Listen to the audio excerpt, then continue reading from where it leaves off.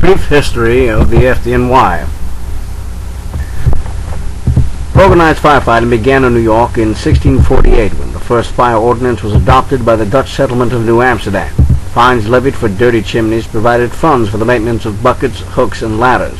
It also established a fire watch of 8 wardens and required that each male citizen stand his turn on watch. After the first wardens were appointed, an organization known as the Prowlers was formed and furnished with buckets, hooks, and ladders. Often called the Rattle Watch, they patrolled the streets on the lookout for fire from 9 o'clock at night until dawn. When the colonists were organized in 1658, bucket brigades were formed and equipped with 250 leather buckets made by Dutch shoemakers of the colony. Thus our first inauspicious beginning was made. 7 years later, in 1664, the colony became a British settlement and was renamed New York. It was not until 74 years later, in 1731, that fire brigades were put into service. 2 hand-drawn pumpers, brought from distant London, were the first fire engines to be used in the colony. They were designated as Engine Company 1 and Engine Company 2. All able-bodied citizens were required to respond to alarms and perform duty under the supervision of the aldermen. Faced with the problem of a fast-growing colony, the General Assembly established the Volunteer Fire Department of the City of New York in December of 1737. Able, discreet, and sober men were appointed as firemen to be ready for service by night and day, and be diligent, industrious, and vigilant. Following the Revolutionary War, the department was reorganized and incorporated as the Fire Department of the City of New York. The Volunteer Fire Department continued to protect the lives and property of the citizens of the city until after the close of the Civil War, when, in 1865, they were superseded by the paid Metropolitan Fire Department.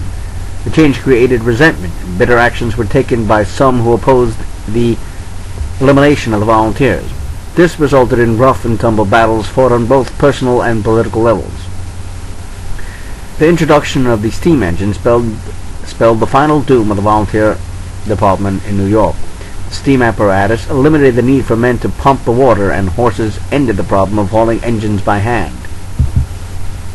At the beginning, the paid fire service extended only to certain parts of New York City, Manhattan. The Act of 1865 united Brooklyn and New York cities to form a metropolitan district. By the end of 1865, the department consisted of 13 chief officers and 552 company officers and firemen. They worked at a continuous tour of duty, with 3 hours a day for meals and 1 day off a month. They were paid salaries according to their rank or grade. The first regulations were also formulated, and they were fairly strict and straight-laced. The volunteers, despite their disappointment, accepted the decision and publicly declared that they would continue to function and serve until properly relieved by paid units.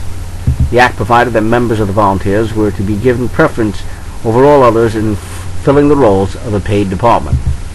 Due to major fires, which resulted in excessive fire losses and rise in insurance rates, the department was reorganized in 1866 under the command of General Alexander Shaler.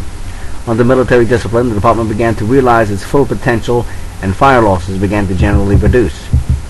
The merit system of promotion of the fire department was instituted in 1870. In 1874, Westchester County, later called the Bronx, was annexed, and gradually volunteers there were replaced by companies of the paid department until the last volunteer unit was disbanded in 1928. A further consolidation occurred in 1887, covering what we now know as the Borough of Queens. Again, volunteer units were gradually replaced by paid companies until, by 1929, this borough was protected by the paid department of the City of New York. Richmond became a part of the Greater City of New York in 1898. No change in the volunteer status took place except for nominal supervision until 1905, when the first group of volunteers was disbanded and replaced by paid units. More paid companies were instilled in 1915, 1928, 1932, and 1937, when all but 2 volunteer companies were disbanded. These 2 were the only legal volunteer companies still active in the City of New York. New Year's Day, 1898, heralded the consolidation of the different areas of the city and the beginning of a new era for the fire department. All fire forces in the various sections were brought under unified command of the first commissioner of the fire department. Following this amalgamation, many changes took place involving many aspects of the job, including installation of high-pressure systems, motorization of fire apparatuses, creation of a marine fleet, adaptation of vastly improved working conditions, and the utilization of perfected radio communications. Today, the fire department protects more than 8 million residents in an area of 320 square miles. The department is administered by the fire commissioner, appointed by and responsible to the mayor.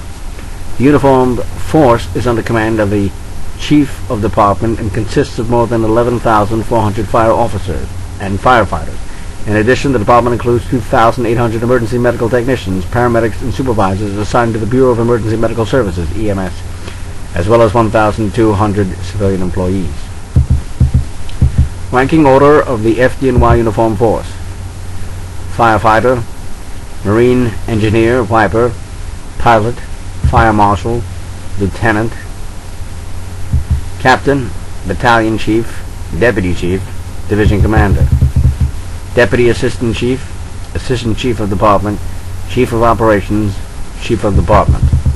These illustrations are for the information guidance of members of the proper wearing of insignia in the uniform dress shirt and or work duty shirt.